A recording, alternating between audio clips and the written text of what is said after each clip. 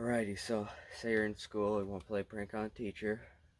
Take an empty bottle, put it on your desk, twist it quietly, try to twist it quietly a few times.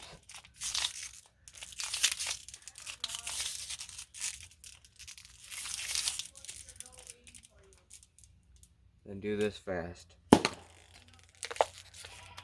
Then throw it under a kid's desk you don't like. Voila.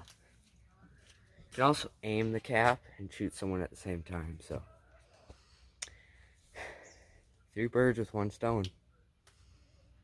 Be sure to like, subscribe, and comment. Thanks for watching.